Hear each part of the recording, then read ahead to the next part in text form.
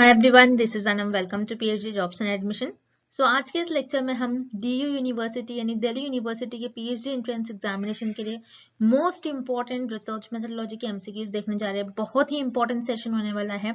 और जैसे कि आपको पता है, डीयू यूनिवर्सिटी के पीएचडी एंट्रेंस एग्जामिनेशन का स्केड्यूल रिलीज हो चुका है। उस पर मैंने डिटेल में एक नोटिफिकेशन वीडियो बनाया है, जिसको मैंने आज सुबह ही रिलीज कर दिया था। तो आपको पता है कि डीयू यूनिवर्सिटी के जो पीएचडी एंट्रेंस एग्जामिनेशन है उसकी डेट रिलीज हो चुकी है। जो आपका एग्जामिनेशन है 17 अक्टूबर से लेकर 21 अक्टूबर के बीच में कंडक्ट करवाया जाएगा।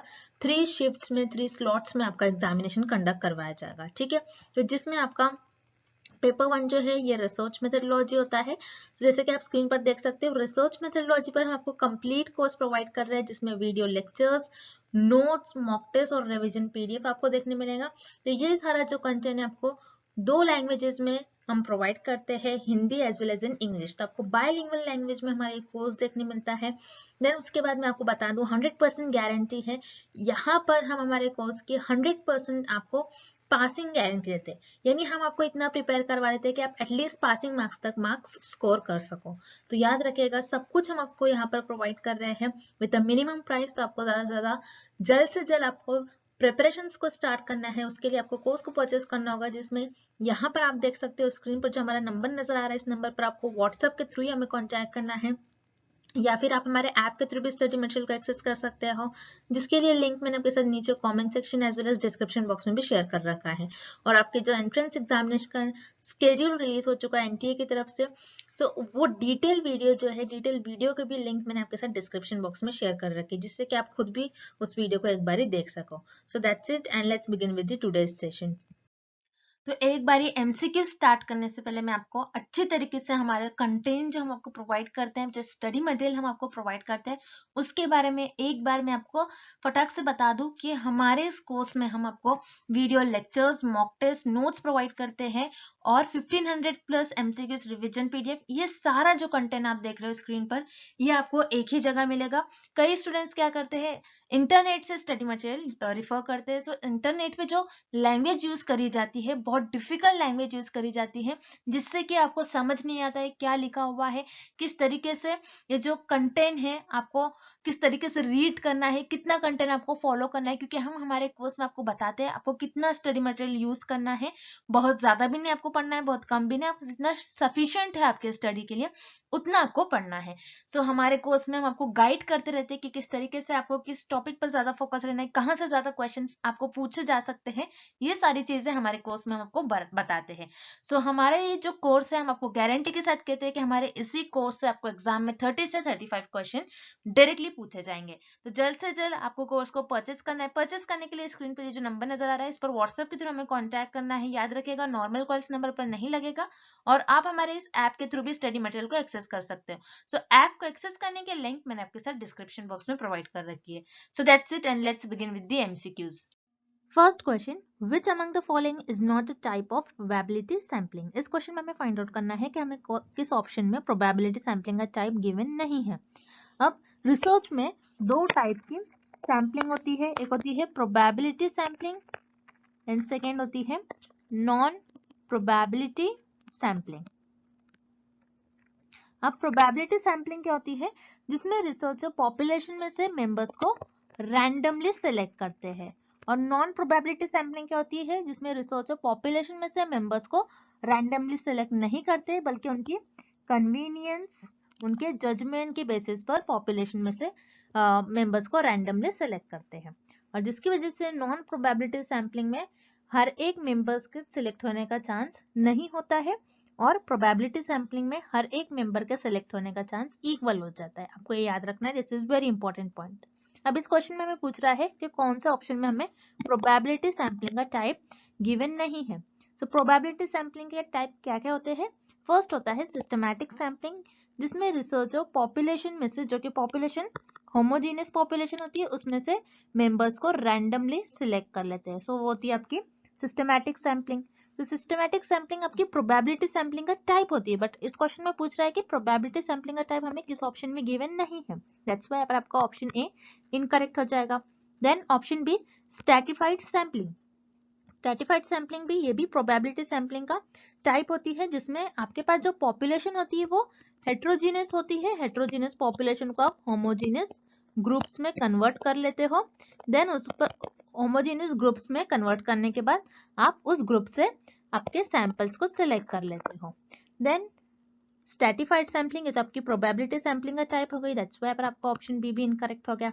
Then option C cluster sampling, cluster sampling ये भी प्रोबेबिलिटी सैम्पलिंग का टाइप होती है, दैट्स व्हाई पर आपका ऑप्शन सी भी इनकरेक्ट हो जाएगा। अब क्लस्टर सैम्पलिंग क्या होती है, जिसमें रिसर्चर के पास जो पॉपुलेशन होती है वो ग्रुप्स में होती है।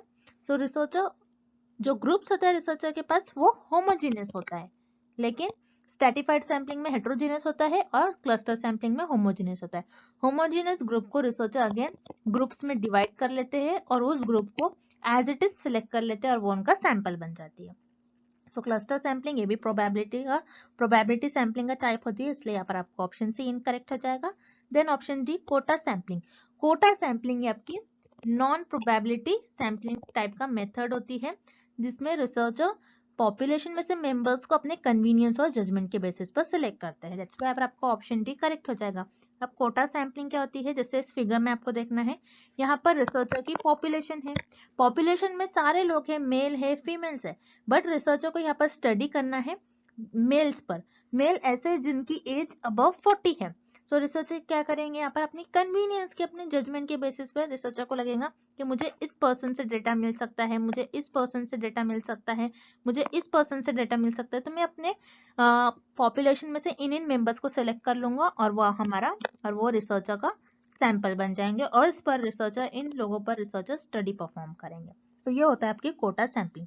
सो कोटा सैम्पलिंग आपकी प्रोबेबिलिटी सैम्पलिंग का टाइप नहीं होती है, बल्कि quota sampling non probability sampling method का टाइप होती है, दैट्स व्हाई आपका करेक्ट ऑप्शन हो जाएगा option D quota sampling. Next, type 1 error occurs if, इस क्वेश्चन में हमें फाइंड आउट करना है कि टाइप 1 एरर कब होता है। अब एरर क्या होता है आपको पहले ये पता होना चाहिए। तो रिसर्चर अपने रिसर्च में हाइपोथेसिस को टेस्ट करते हैं और हाइपोथेसिस को टेस्ट करने में रिसर्चर से समटाइम्स कोई मिस्टेक हो जाती है, उसी मिस्टेक्स को एरर कहते हैं। अब एरर के दो टाइप होते हैं, एक होता है टाइप 1 एरर और सेकंड होता है टाइप 2 एरर। अब इस क्वेश्चन में हमें पूछ रहा है कि टाइप 1 एरर कब होता है, तो आपको ये डायग्राम याद रखनी है। तो हम इस डायग्राम के थ्रू समझते हैं कि टाइप 1 एंड टाइप 2 एरर होता क्या है। तो टाइप 1 एरर क्या होता है, जब आपकी नल हाइपोथेसिस ट्रू होती है, जब आपकी नल हाइपोथेसिस ट्रू होती है फिर भी आप उसको रिजेक्ट कर लेते हो, तो वो हो जाता है आपका टाइप 1 एरर। और टाइप 2 एरर कब होगा, जब आपकी नल हाइपोथेसिस फॉल्स हो जाती है फिर भी आप उसको एक्सेप्ट कर ले रहे हो, तब हो जाएगा आपका ये type 2 error. So remember, type 1 error को हम अल्फा एरर भी कहते हैं और टाइप 2 एरर को बीटा एरर भी कहते हैं। सो टाइप 1 एरर कब होता है, जब आपकी नल हाइपोथेसिस ट्रू हो फिर भी आप उसको रिजेक्ट कर ले रहे हो, तब होगा आपका वो टाइप 1 एरर। तो इस क्वेश्चन का करेक्ट ऑप्शन हो जाएगा option A, the null hypothesis is rejected even though it is true. Next, hypothesis relates, इस क्वेश्चन में हमें फाइंड आउट करना है हाइपोथेसिस किस ऑप्शन से रिलेट करता है। अब हाइपोथेसिस क्या होता है पहले आपको ये पता होना चाहिए। सो हाइपोथेसिस एक टेंटेटिव स्टेटमेंट होता है जो रिसर्चर के अजम्पशंस और गेसेस पर बेस्ड होता है। Tentative statement means temporary statement, थोड़े देर के लिए रिसर्चर मान लेते हैं कि मैं ऐसा करने से ऐसा हो सकता है। अब हाइपोथेसिस को हम जनरली एक्सपेरिमेंटल रिसर्च में टेस्ट करते हैं। तो एक्सपेरिमेंटल रिसर्च में कैसे हम टेस्ट करते हैं, हम ये देखते हैं कि इंडिपेंडेंट वेरिएबल का क्या इफेक्ट हो रहा है डिपेंडेंट वेरिएबल पर। सो इंडिपेंडेंट का इफेक्ट देखते हैं हम डिपेंडेंट वेरिएबल पर। सो इंडिपेंडेंट वेरिएबल को एक्सपेरिमेंटल रिसर्च में हम चेंज करते हैं, मैनिपुलेट करते हैं, तो ये देखते हैं कि डिपेंडेंट वेरिएबल या फिर चेंज हो रहा है या फिर नहीं चेंज हो रहा है। इंडिपेंडेंट वेरिएबल को चेंज करने से क्या डिपेंडेंट वेरिएबल पर कुछ चेंजेस आ रहे हैं या फिर नहीं आ रहे हैं। सो हाइपोथेसिस किससे रिलेट कर रहा है, इससे आपको पता चल रहा है वेरिएबल टू वेरिएबल, क्योंकि अगर कोई चीज कांस्टेंट होंगी तो उसको रिसर्चर टेस्ट ही क्यों करेंगे। ओके, सो वेरिएबल्स टू वेरिएबल्स, यहाँ पर आपका करेक्ट ऑप्शन हो जाएगा hypothesis relates with variables two variables. So option D here is the right answer. Next, which of the following referencing style is used by researcher in writing research papers and thesis? इस question में हमें find out करना है ऐसी कौन सी style होती है जो रिसर्चर अपने रिसर्च पेपर या फिर थीसिस लिखने के टाइम यूज करते हैं। तो रिसर्चर को अपने रिसर्च पेपर में एक स्टाइल फॉलो करनी होती है, एक रूल होता है जिसके थ्रू रिसर्चर को एक स्टाइल चूज करना होता है और उस स्टाइल में अपने रिसर्च पेपर में अपनी इंफॉर्मेशन लिखनी होती है। सो ये स्टाइल और रूल क्यों फॉलो करते हैं, जिससे रिसर्चर को आइडिया लग जाएगा कि कितनी मार्जिन छोड़नी है, कितनी मार्जिन से उनको लिखना है, वर्ड्स के बीच में कितना स्पेस होने चाहिए, कहाँ पर डायग्राम, कहाँ पर फिगर्स आने चाहिए। सो ये सारी आइडिया उनको लग जाती है। सो जनरली रिसर्च पेपर्स और थीसिस में जो लिखा जाता है कंटेंट वो हो जाता है आपका एपीए स्टाइल में, जिसका फुल फॉर्म होता है American psychological association. That's why पर आपका करेक्ट ऑप्शन हो जाएगा option A, APA style. Next, the value of coefficient of correlation lies between. इस क्वेश्चन में हमें फाइंड आउट करना है कि कोरिलेशनल रिसर्च में एक वेरिएबल होता है जिसे हम कहते हैं कार्ल पियर्सन्स कोएफिशिएंट। तो कार्ल पियर्सन्स कोएफिशिएंट की वैल्यू कहाँ लाई करती है, किस वैल्यूज के बीच में लाई करती है, हमें ये फाइंड आउट करना है। सो रिमेंबर, कोरिलेशनल रिसर्च में कोएफिशिएंट होता है जिसे कहते हैं हम कार्ल पियर्सन्स कोएफिशिएंट, और कार्ल पियर्सन्स कोएफिशिएंट की वैल्यू -1 से +1 के बीच में लाई करती है। अगर आपके कार्ल पियर्सन्स कोएफिशिएंट की वैल्यू -1 है, दैट मीन्स जो वेरिएबल्स है कोरिलेशनल रिसर्च में वो परफेक्ट नेगेटिव कोरिलेटेड है। और अगर आपके कार्ल पियर्सन्स कोएफिशिएंट की वैल्यू कोरिलेशनल रिसर्च में +1 है, दैट मीन्स आपके जो कोरिलेशनल रिसर्च में वेरिएबल्स है वो परफेक्ट पॉजिटिव कोरिलेटेड होंगे। और अगर आपके कार्ल पियर्सन्स कोएफिशिएंट की वैल्यू 0 है कोरिलेशनल रिसर्च में, सो कोरिलेशनल रिसर्च में जो वेरिएबल्स होते हैं उनके बीच में कोई रिलेशन नहीं होगा। So there is no relation between the variables if the Karl Pearson's coefficient value is 0।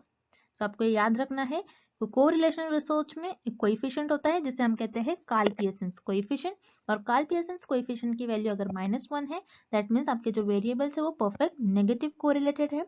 अगर कार्ल पियर्सन्स कोएफिशिएंट की वैल्यू +1 है तो आपके वेरिएबल्स के बीच में जो रिलेशन होगा वो परफेक्ट पॉजिटिव कोरिलेटेड होंगे। अगर आपके कार्ल पियर्सन्स कोएफिशिएंट की वैल्यू 0 होंगे, that means there is no relation between the variables.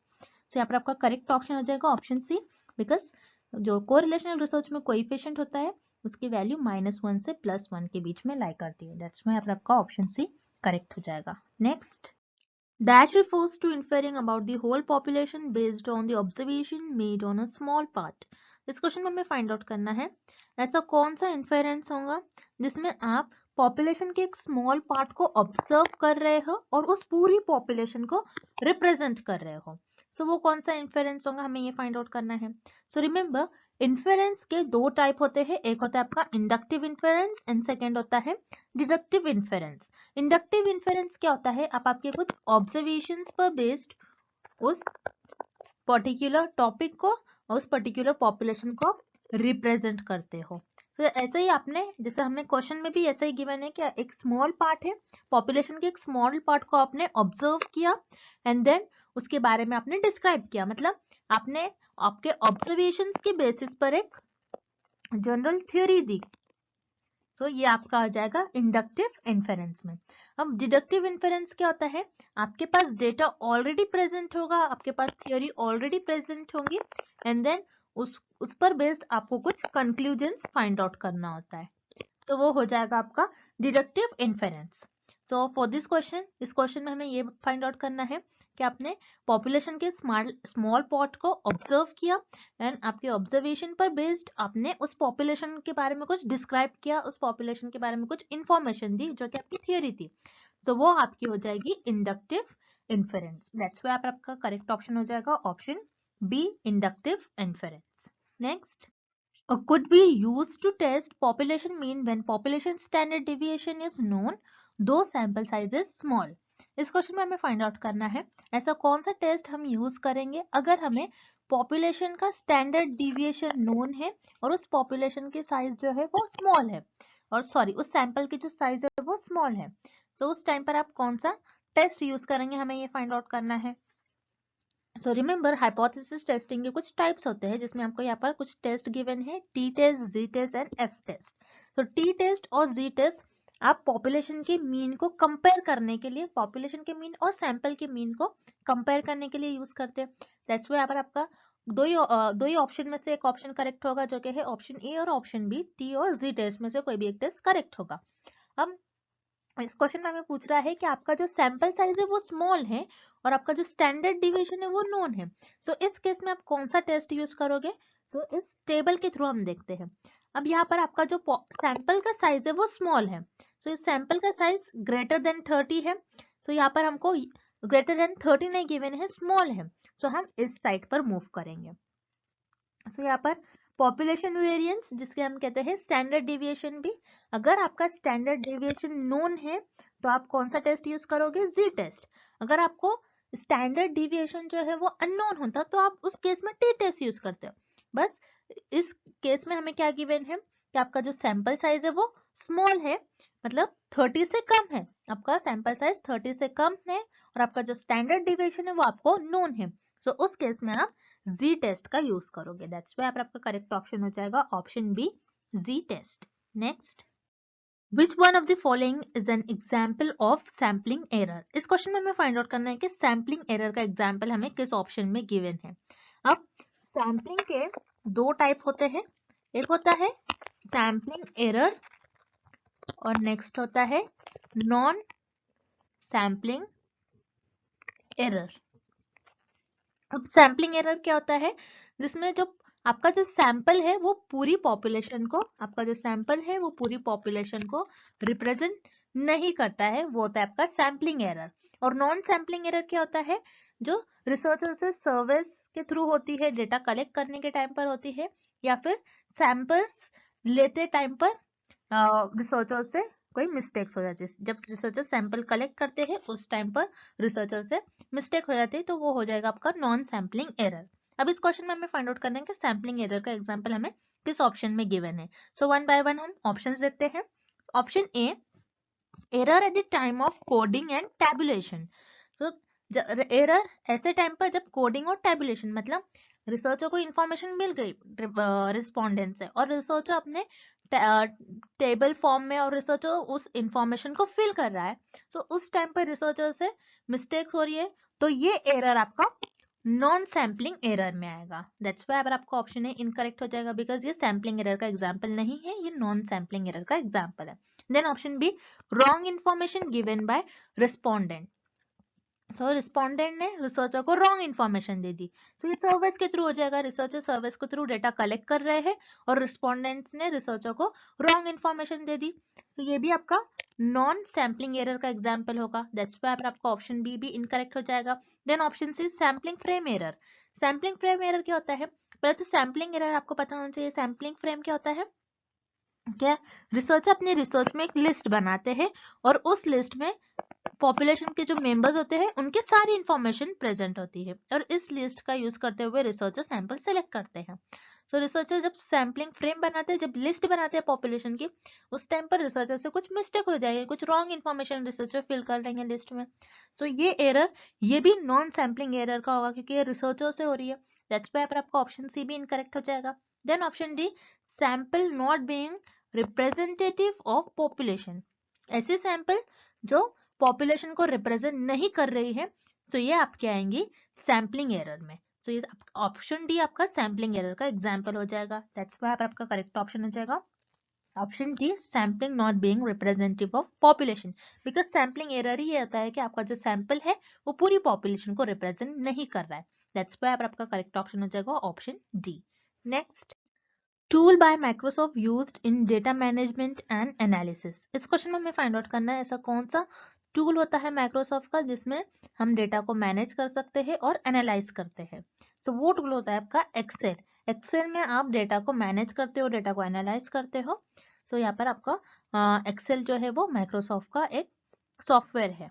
Then SPSS. SPSS क्या होता है? एसपीएसएस का फुल फॉर्म होता है स्टैटिस्टिकल पैकेज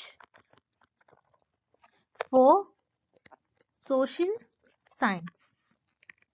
तो ये आपका माइक्रोसॉफ्ट का एक, ये आपका माइक्रोसॉफ्ट का टूल नहीं होता है। दैट्स व्हाई आपका ऑप्शन बी इनकरेक्ट हो जाएगा। Then option C, SAS. SAS ये भी स्टैटिस्टिकल डेटा मैनेजमेंट का सॉफ्टवेयर होता है, बट ये आपका माइक्रोसॉफ्ट का टूल नहीं होता है। दैट्स व्हाई आपका ऑप्शन सी भी इनकरेक्ट हो जाएगा। Then option D, Outlook. Outlook ये क्या होता है? ये माइक्रोसॉफ्ट का वेब मेल है जिसके थ्रू आप मेल सेंड कर सकते हो, मेल चेक कर सकते हो। तो ये भी आपका ये टूल नहीं है जिसमें आप डेटा मैनेज कर सकते हो और एनालाइज करते हो। दैट्स वाई आपका ऑप्शन डी भी इनकरेक्ट हो जाएगा। So here correct option is option A, Excel. Next, dash is a source of primary data. इस क्वेश्चन में हमें फाइंड आउट करना है कि इन ऑप्शन में से कौन सा ऑप्शन प्राइमरी डेटा को कलेक्ट करने का सोर्स होता है। सो स्टूडेंट, जैसा कि आप देख रहे हो हमने प्रीवियस क्वेश्चंस में भी प्राइमरी डेटा से रिलेटेड 2-3 क्वेश्चन सॉल्व किया था। मीन्स आप ये गेस कर सकते हो कि आपके पेपर में प्राइमरी डेटा से रिलेटेड 2-3 क्वेश्चन कंपल्सरी आते ही है। So you can clear your concept primary data and secondary data क्या होता है, आपको इन दोनों डेटा में डिफरेंस पता होना चाहिए। ओके, सो यहाँ पर आपको ऑप्शन ए गिवन है, newspapers and journals. Newspapers and journal जिसमें ऑलरेडी इंफॉर्मेशन अवेलेबल होती है, ऐसी चीज और ऐसा सोर्स जिसमें ऑलरेडी इंफॉर्मेशन अवेलेबल होती है, वो आपका सेकेंडरी डेटा के अंदर आता है, not in primary data. That's why आपका यहाँ पर ऑप्शन ए और ऑप्शन बी इनकरेक्ट हो जाएगा। देन ऑप्शन सी आपको गिवन है मेमोइर्स। मेमोइर्स क्या होता है, जिसमें बायोग्राफीज प्रेजेंट हो। बायोग्राफीज अगेन जो इन्फॉर्मेशन रहती है उसी को एक्सप्लेन किया जाता है। मीन्स मेमोइर्स भी आपका सेकेंडरी डेटा के अंडर आएगा, not in primary. That's why आपका यहाँ पर ऑप्शन सी भी इनकरेक्ट हो गया। सो here correct option is option D, questioners. Questioners जिसके थ्रू आप रिस्पोंडेंट से क्वेश्चंस पूछकर इंफॉर्मेशन को कलेक्ट करते हो, which comes under primary data. That's why आपका यहाँ पर करेक्ट ऑप्शन हो जाएगा option D, questioners. So students, thank you for watching this video. I hope this lecture is helpful for you all and good luck with your preparations.